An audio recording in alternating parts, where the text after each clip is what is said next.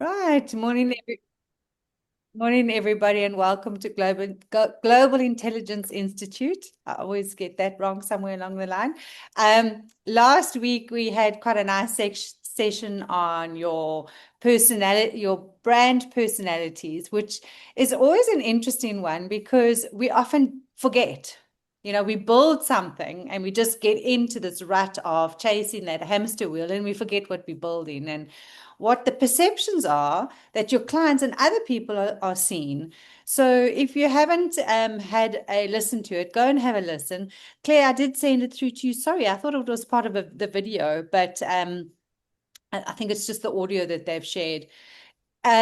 So last week, Karen did an exercise using ChatGPT, which I thought was super clever.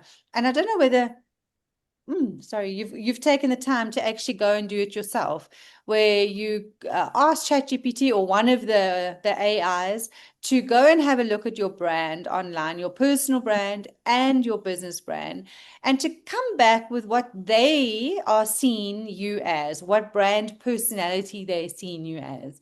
So I know that she's not online today, but she can listen to the recording later. So what I did, a further exercise. So both of hers, personal and business, came up with the sage and the caregiver, those two personalities.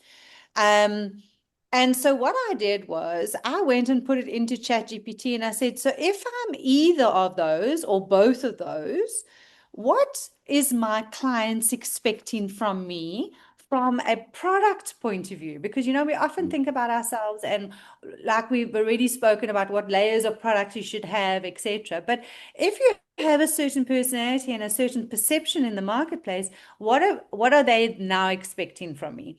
And it was very interesting to hear that there were things like insight led services.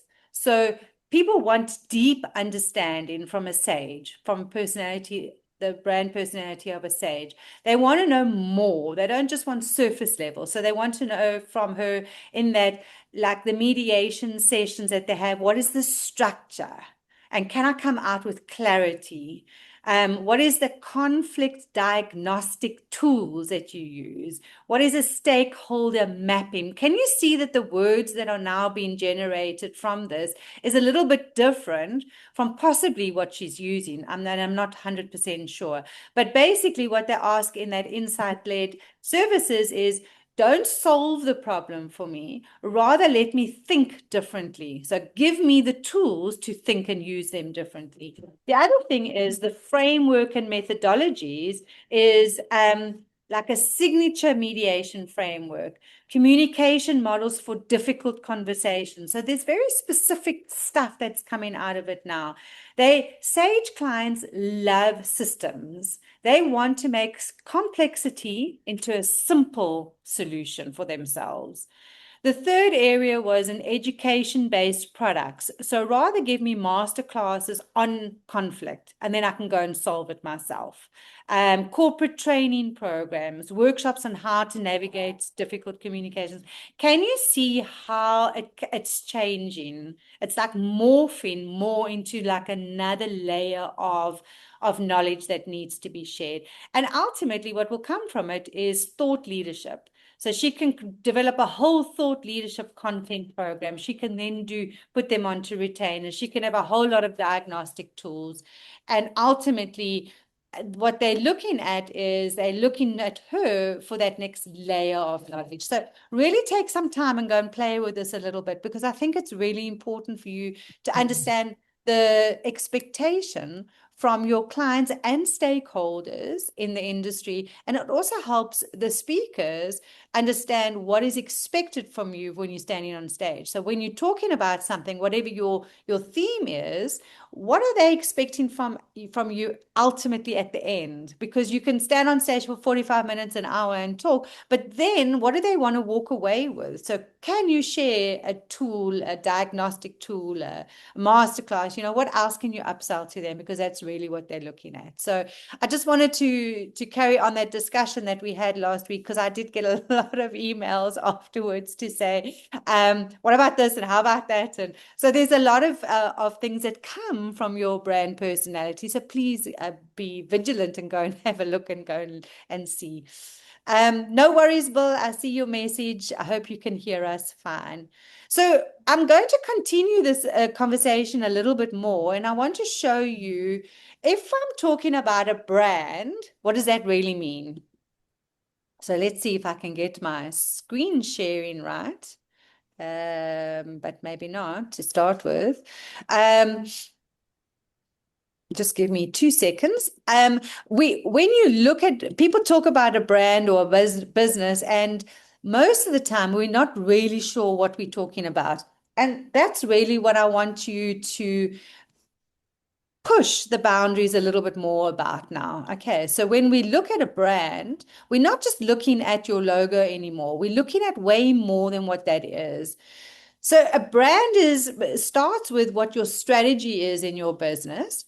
And that's where your personality is. So you've got to decide, what do you want people to understand about you and your business specifically? Then it comes into things like your story and your identity. So now you start splitting it a little bit. Your story then is all about your vision and your mission and your marketing. Your identity is more about your logo and your collateral. Can you see how it starts filtering down? So your vision, mission, your voice, your marketing all goes into press, into advertising and social media. And can you please notice that social media is only one aspect and not the entirety, because that's where we often get wrong. We just assume that if we put some posts on social media that we've done, but it's not. Social media is one area, but from social media, it's what is your content and what is the engagement. If you're not getting engagement, your content is not right for your audience. What are you doing from an advertising point of view? Because we can't only just do marketing. So are you doing online or offline marketing? And advertising? What about a charity aspect? Do you have? In South Africa, most corporates work with 1% of their profit towards charity, which is a really nice metric to use, because if you're not making profit, you can't have charity. So you need to start looking at, what is your percentage of your profit that sits there. And that includes your time. Time is part of that 1% profit when you get to charity. Then on the identity side, it's your logo and your collateral, and that can be from business cards and stationery and letterheads and pamphlets and whatever kind of collateral you have. And logo goes into your website, your social media, your SEO, your emails, your blogs, everything that you write on. Does that make sense? So branding is a bigger picture than just a social media post. And that all comes back to what your personality is and what it is that you build in. So, and as we saw last week, sometimes we build a brand, but we don't get the personality right, or we don't get what we really want the perception to be right. And then you have to really start looking at it again. So any questions when it comes to really thinking about where you sit with your branding right now? Or are you all clear? You're all like spot on. Your branding is like waiting for everybody to see it. Can I jump in? Of course. Yeah, so we did follow last week, and actually doing this exercise actually with our four brands actually today. And we're just finishing this morning. I've been up since 5 just to finish that presentation. So I'd love to share it with you later on, Diane. But it's actually, once you've got it into a visual, and maybe it's because I'm very, very visual as well, it's a lot easier to understand how your brand interlink with everything else. And then it's just it's that consistency, I think, in your message, that you need to be very consistent. That clarity, then the consistency, and how do you pass that message through? I think that's the difficulty sometimes we have between, oh yes, that looks really pretty, but actually putting it into action and making sure that you understand it, but people who look at it understand it. And I think that's sometimes for me, it's one of my biggest things because I've got all shiny balls and seeing all that, and I think that's really cool. And then somebody Yeah. will look at it and say, what does that really mean? So we need to test it as well sometimes and make sure that all the people understand and your message is really through. Yeah, 100%. And I think that becomes so important because there is lots of bright, shiny objects out there. There is all this excitement. And as entrepreneurs and business owners, we look for something new and different and exciting and whatever. But the boring businesses are the ones that are making money. I just want to put it out there and say that sometimes we have to take a step back from the shiny, bright objects.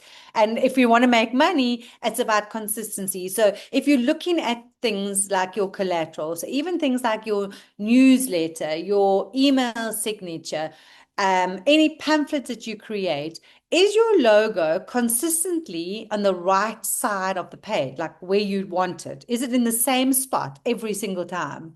Because if you're changing directions of where your logo is going to be, you're confusing people. So it's really, really comes down to detail. And I'm not a detail person at all. So this is for me the hardest thing to do is to get it right because I want it to look nice rather than to be consistent. But the moment you start changing where you place things, you also confuse people, so it really comes down to that minuscule part of the detail now. So you've all built beautiful brands. You've all got speaking moments. You've all got beautiful opportunities now. But now start really looking and digging really, really deep into those details. Okay. Any other questions before I continue? We all fine. So from last week now, if you think about what we spoke about last week, we were really looking at how can you get yourself out there? What is the language of influence that you can have? And that's really your brand. So that's how we started this whole process going down a rabbit hole, which has been very interesting for a lot of people. But now let's take it one step further. So if you've got your brand, you know what brand personality is. You've got all your collateral in place. You know where you want to market and where you want to advertise, because those are two different things. What do we really need to understand now? So we're going to recap just a touch of a lot of what Claire just said. Clarity is really important because that creates your positioning and your visibility. But there is a marketing myth out there. You just need to do a whole lot of stuff and then it will be fine. And that's not true. You need to be consistent in what you do, but you need to do the right marketing. You need to have the right branding collateral. Otherwise, you're going to start out positioning yourself. So then people are going to get confused again and we create chaos. And it's easy to create chaos in businesses. Language now becomes your superpower. So if you think about what your brand personality is, what the expectation is from your clients, your words that you use is actually your collateral. It starts building an asset for you. And this is what we need to remember because your clients, and that's why your clients need to be so specific, expect you to say X. So you all know I don't work with startup businesses. I work with business owners that have been in business for a while. Why? Because people that start off in business won't understand some of the terminology that I use. And I also don't work with corporates because I don't understand half of their terminology and their terminology changes on a daily basis. So if you're not in the corporate space, you're going to miss out. So I sit in the middle. So if I use the incorrect words, my clients in the middle wouldn't understand what I'm saying. So the moment I talk about scalability, somebody will turn to me and say, no, Diane, that's not right. Because scalability is more for corporates, whereas business growth is more in the middle. So can you see how words now become really powerful? So standing on stage, writing social media posts, doing articles, putting articles into newspapers and to magazines, you've got to make sure that you are speaking to the right audience. The audience that pays you is the audience, and that you get them to start making strategic decisions. So this is where you can start influencing your audience. So if you're looking at a magazine, for example, what is the intention for your article should be the first thing. Is the intention for your brand to get known, or is your intention for you to upsell something within your article? So you've always got to have an intention behind what you do. Then you've got to know who's going to be reading it, and always speak to who your client is, the person that's paying you, or the person that you want to pay you. And then you want to drive them into a way that they make a certain decision, a strategic decision. So for me, it would be about, how are you thinking in business? At the moment, there's a lot of people talking about it's been a hard year. So I want to change that narrative. Why is it a hard year? Let's unpack this slowly. Is it because the first quarter of every year is a hard quarter because we're getting into the flow of the year? We're trying to understand what the new trends are. We haven't done enough research prior, etc. So if you start looking at it, you can start unpacking things in a different way. And that the influence would be to now flip it on its head and start adding a positive spin to it. So that would be the influence that I would want out of an article, or online, or on radio, or standing on stage, etc. So what is the specific thing that you want to influence your clients to do when you write something? Is the question that you need to keep asking yourself. And are you doing that when you do a social media post? Are you doing that when you write an article? Are you doing that when you're standing on stage, etc.? And then, why are people not buying from you? So do you have enough leads coming in, would be the first question. And then, is it just because you are confusing them? So if you've got clients coming in, they're already interested in what you do and what you're saying, but is that message that you're giving them unclear? Or is it just that you haven't given them a call to action? Because that's often what we do to ourselves. When we post something, when we write articles, etc., we never then say to them, okay, but you can work with me, because now they're listening to you. We never give them a call to action, like email me, go and put your name on my database and get a free ebook, or whatever you've got and whatever your process is. So remember, we spoke about the different layers of the pyramid of your product offering that you've got. Each layer is also expecting you to use different language, because if you're going to do a free option, which is, part of your charity work, free, just remember that word, free, charity, it's not business, then there you're wanting to attract your ideal client in some form. The next level is where you want to start building credibility. And then you start really selling, is the next layer. So there you want to now start talking about transformation. What have you done in the past? Have you worked with clients? What have you achieved for them or on their behalf?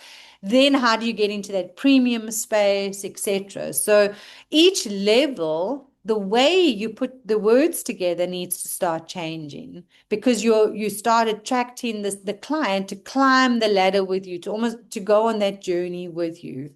So your words would start changing along the way.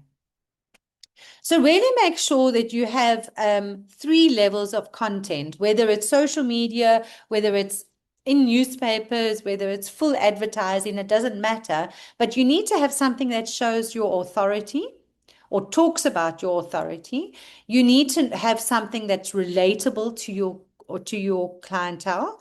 And then you need to have something that's a conversion. So something like that's a call to action. So I learned when I did a speaker course, care, believe, know, do. And that was not with Mike and Landy. It was with another group in South Africa, a global group, which was amazing. But for me, that was a very simple formula to use. Care, get your audience to care about what you're about to say. So you need to start relating to them almost instantaneously. Get them to believe in you. So that's where your authority comes.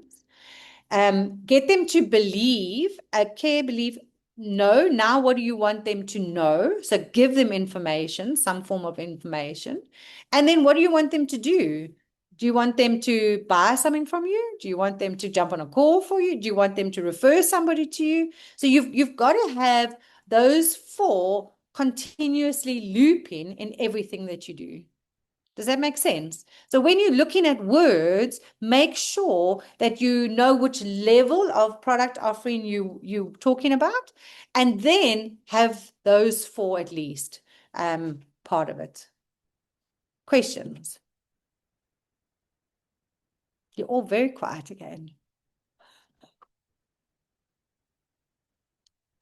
So, Diane, so just getting back to what I was speaking about before, in terms of the audience that I'll be talking to. Yeah. So, I was thinking about your kind of experience and your focus, where you're talking to the people in the middle, not the startups, not the corporates. Now, I'll be straddling the two. Do I need to choose one and focus on that? Because I can also see a confusing message coming out Absolutely. If I don't target it in the right way, because there will be corporates there, and there will be let's call them mid-tier contractors who are privately owned and don't operate in a corporate way. So who out of those two groups would pay you money to do something else afterwards? Both. No. Who will pay you money? Who will pay you the most amount of money with no hassle, no influence on Probably the corporates, the mid-tier guys will, they focused on putting their money in the actual doing, whereas corporates are more interested in building their teams to deliver what they want for their shareholders. So that answers your questions. Always focus on the person that's going to pay you money, but the most amount of money, because you are going to pick up other people along the way.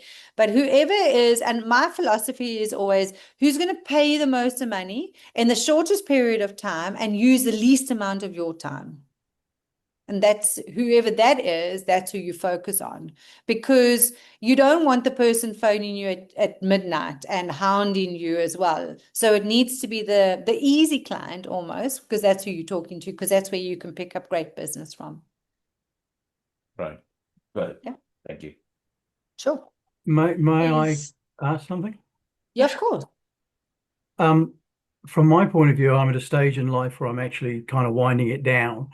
I find I'm targeting clients that give me the most amount of enjoyment, still pay me very, very well, work in exactly the area where it just flows through me. And I could earn a lot more if I worked a lot harder, but then that's not the point. So, there are obviously other criteria other than just the money if you're up to going and getting them. And I'm just wondering with Gavin, because some of this is around perhaps framing.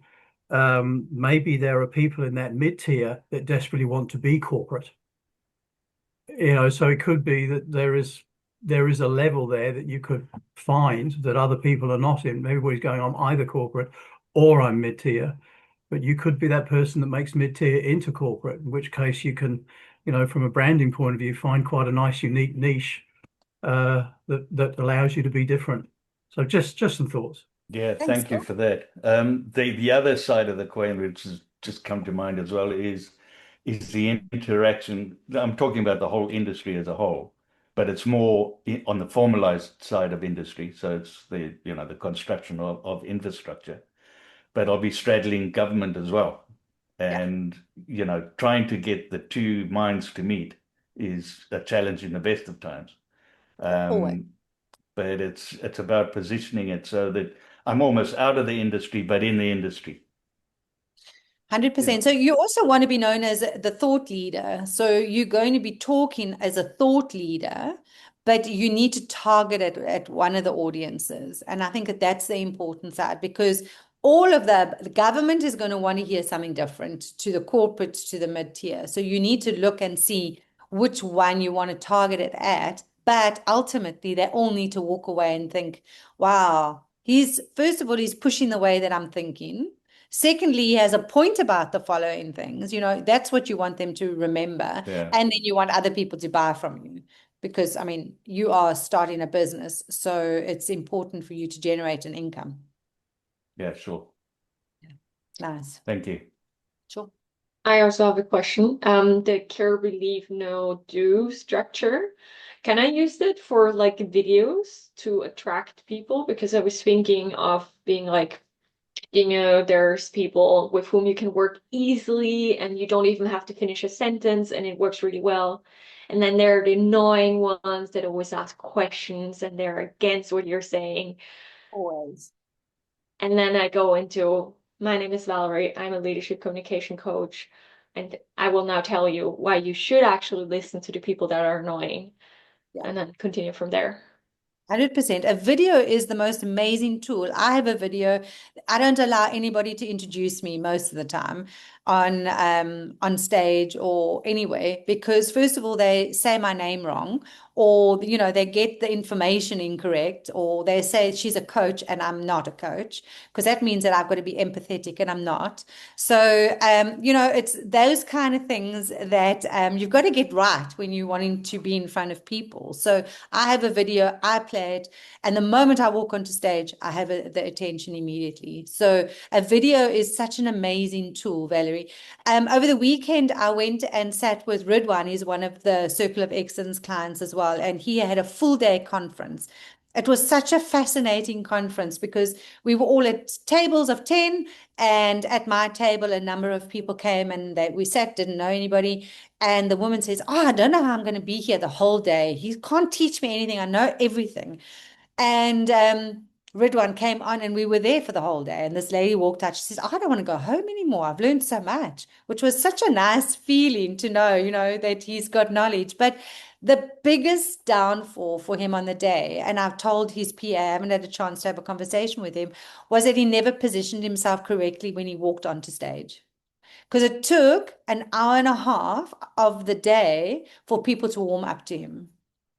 So a video or an MC, but an MC for a short period of time would have been exceptional, would have just lifted his level of authority, or a video would have just lifted his level of authority to say, "I really know what I'm talking about. This is why you need to listen to me." So really getting the audience's attention from the get-go, because it was like almost like pulling teeth to start with. But once they started and got into it, then it was like, then they couldn't keep everybody quiet. So we do miss out that immediate impact. And that if you position yourself correctly, you will get that. So yeah, now videos are exceptional. Nice. Okay, so let's finish off. I see where we are. So please remember your content, okay? There has to be the different levels. So talking about what you know, so that's really authority content. So it's in your lane, in your industry, to your audience is important, okay? That is really authority. And that is super important. People need to know that you're competent, that you have authority in this, that you've got experience, etc. So that's what they're looking for from that. And then content of this is what you feel, that's relatable content. So that's really about, I see you, I understand their struggles. However, can we look at it from this point of view? Have you considered the following? Here are 5 points to get out of that feeling, that mindset. So there are challenges. There will always be challenges. There will always be vulnerabilities.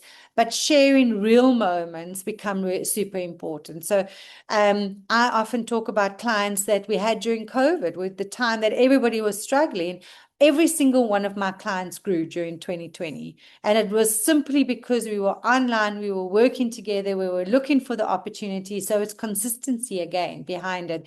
And it's really beautiful because I have now amazing stats of 10x in businesses, doubling turnovers, etc., during one of the hardest times around. So, and that's what people want to hear. So if you've done it in the hard times, surely you can help me now in other times. And then conversion content is really about answering questions that your clients, so those questions, Valerie, that you spoke about, you can answer them already before they even asked, physically asked. You can be talking about them. You can start telling them, well, I can actually help you with the following. Have you considered the following when you are going to ask me the next question? You know, these are often frequently asked questions, but I'd like to talk to you about it from my viewpoint, etc. And this is how I can help you. So it's very important to answer questions that your clients are going to have for you in some form of content that people can see, okay, she knows what she's talking about. She can actually help me. Now let's sign up. So shifting our language becomes important as we say, I can offer you the following, but I will ensure that I 10x your business is two different things. So you've got to understand where your clients are coming from. So they've often heard, I've got this to offer you, buy this from me. But they are starting to hear now different people saying, I will help you. I can guarantee this. I have references for, and that changes the perception of a lot of your clients. So it's all about the wording again. Wording is really important right now. And then the psychology behind your buyer is they need to be understood. So they need to feel that you understanding them. They need to feel that you totally get their problem. They need to have certainty that there's confidence in your solution. So that's why everybody on the Circle of Excellence, when you work with Lundy and you do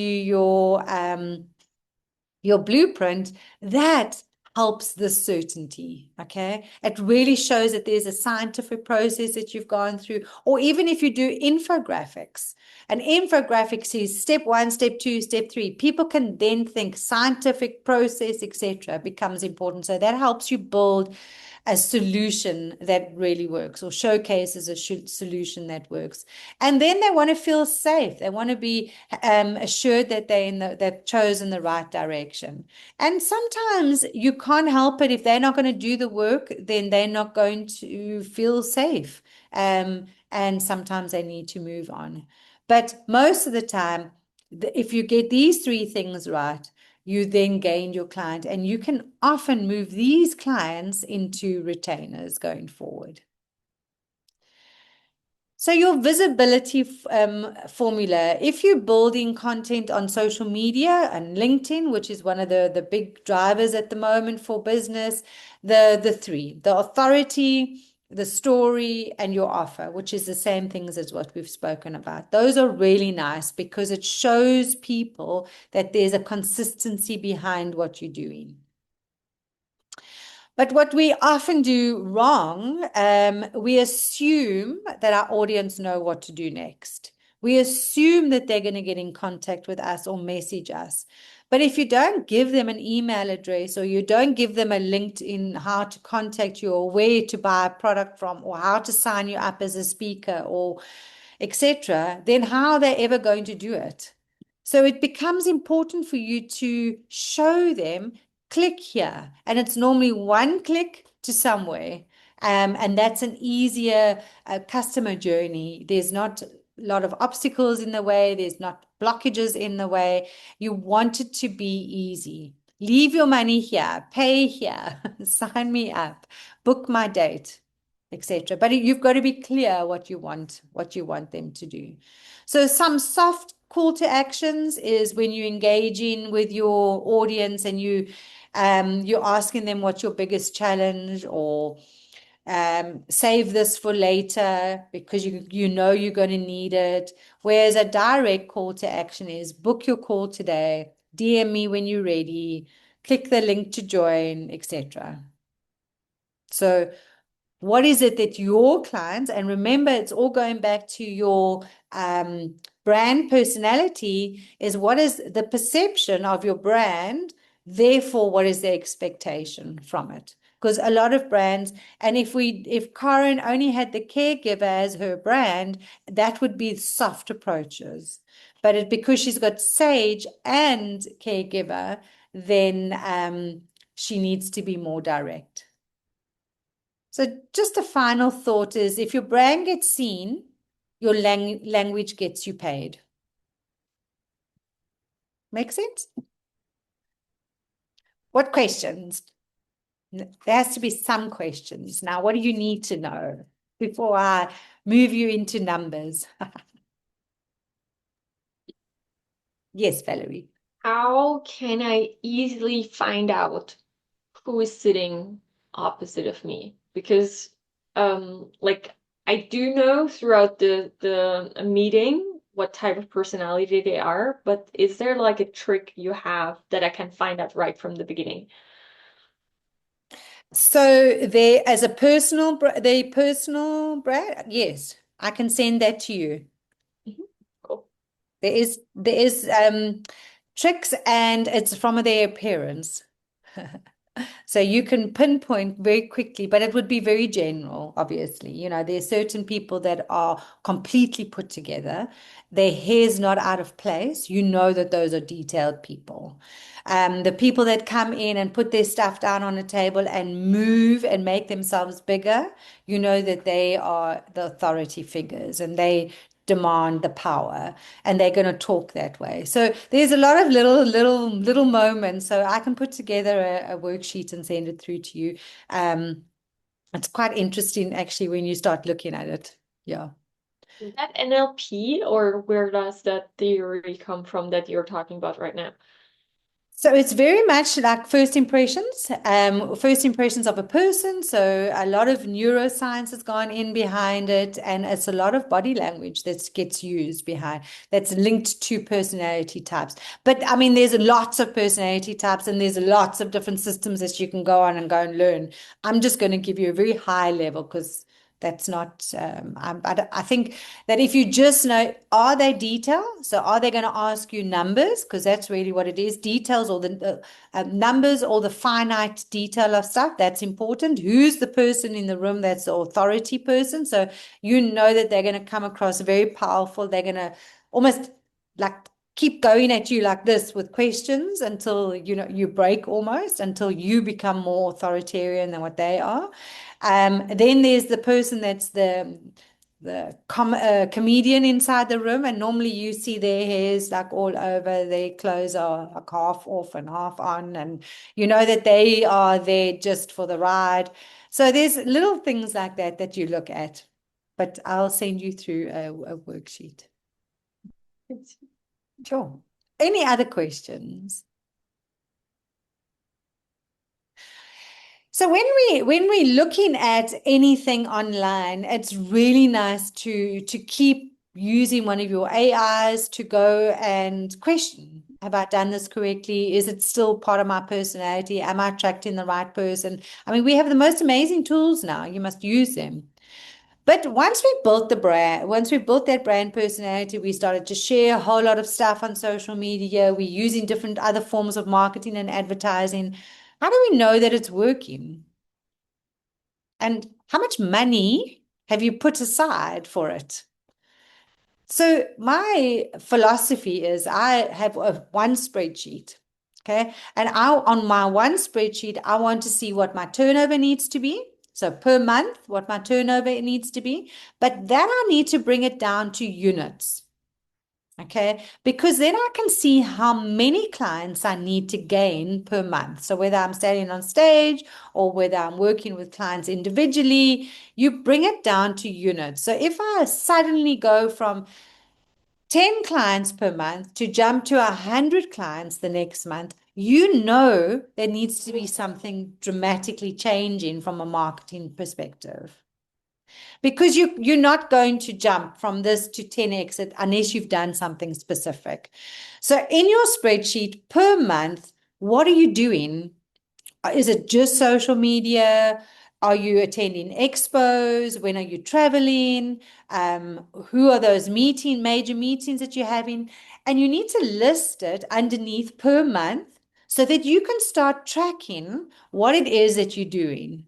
And then each one needs to have an ROI. How much money did you spend on it? And what did you gain from it? And that's all on one spreadsheet. Okay, so you can see whether, does social media really work for me? Am I spending all this amount of time writing these articles, etc., and I'm getting nothing back from it? Or is that part of visibility, which often, and let me put it out there, is going to be your visibility. So people watch. They want to see consistency. They want to see what you're talking about. They don't often comment, and very few purchase at that point. Because remember, every single one of your clients needs to see you 7 times. So whether they see you 7 times on the same platform or whether they see you somewhere else, it becomes super important now for you. So you need to start tracking. So you need to track what are you going to be doing in the month, okay, from getting your brand out there, and then what has happened, which one of them has worked, and you will start understanding that there's a common thread because your clientele will dictate to you what you should be doing. So is it that you need to be having 3 referrals, 3 coffee meetings a week, in-person discussions, or is it that you can just put it on social media? And that's important. That's for you now to work out because your client, your brand, it all dictates what you should be doing and where you should be doing it. We know the more AI comes into play, the more the human needs interaction. Okay, so keep remembering that. Gaining new clients right now is people want coffee dates or they want meetings, they want in person. But with the way that the gas and petrol and diesel prices are going, that's going to become very rare to secure. Because with the wars going on, the prices are changing, you're going to start seeing less and less of that. So if you can be the anomaly of it, you'll gain clients quicker. So the moment you change direction to the rest of everybody, that's when you pick up your clients. Does that make sense? Okay, so in-person events are important. People want to see you, they want to touch you, they want to give you hugs, they want to laugh with you, they want to have conversations. Is really important. Social media is for consistency. People just want to see what you're doing, they want to stalk you, they want to know that you're out and about, they want to know that you're meeting the right people, etc.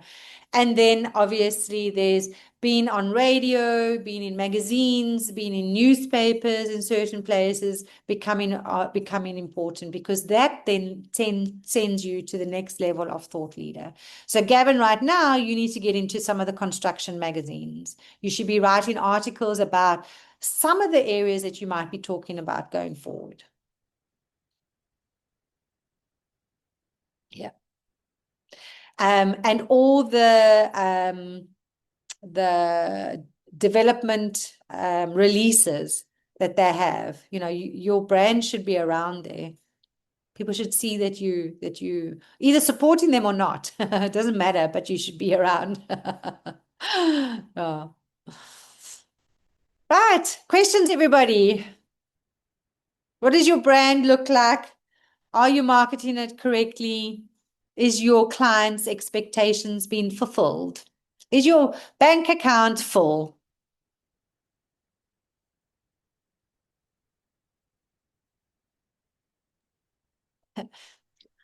I'm currently working on the blueprint. So the thing I usually did so far was that I was reactive. So I would never be like, this is what I'm doing. I would rather be like, what do you need? And that worked really well because they usually always needed something if they already talked to me, which was great if I got referrals, because then I would just, reactively do what they wanted. But it was really hard to communicate what I'm doing to other people because I'm like, I do what you want. And so I'm turning this, and right now I'm developing this blueprint where I'm actually just summarizing everything I've done for all the other clients, which they really liked. And I think that will help me to position myself a lot better. And I also came up with a really good graphic that we're playing around with, that kind of like goes through the entire thing. And yeah, it's developing, so it's not ready yet. So I won't share it like Claire will, but I will share it. I hopefully in a couple of weeks. Yeah. And then I would love to have some feedback.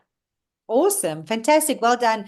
I think, you know, we underestimate what the blueprint can do for us.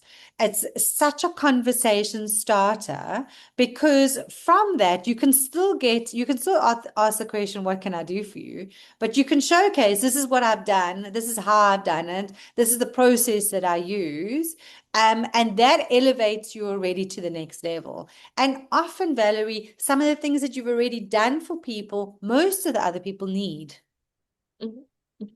So it stops you from reinventing the wheel every time, and it gives you back time, because if every single client came to you every time and said, this is what I need, and then you had to start a whole new program or develop a whole new thing, it's very time consuming. Whereas now you've got all of those in place already. So it's easy to sell them now, or it's easier to sell them now rather. And you can always add to it along the way, but try and use what you currently have, which will save you time from building new. Yeah, fantastic.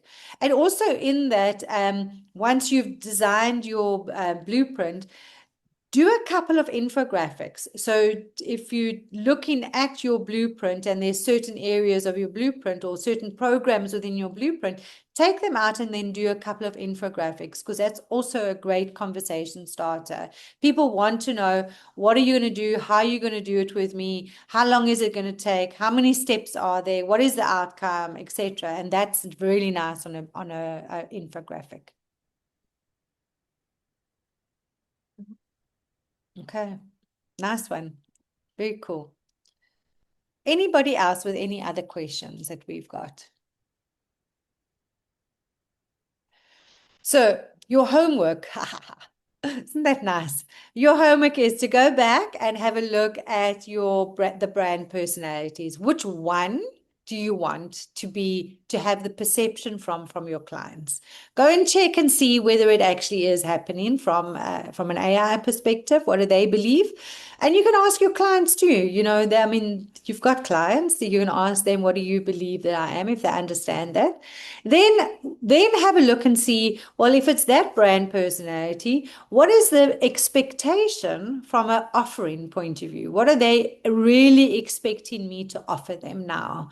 So as we saw with the example of Karen, it's next level stuff that she needs to offer. She can't just come in and say, I'm going to mediate for you. She can have a whole bouquet of offerings, okay?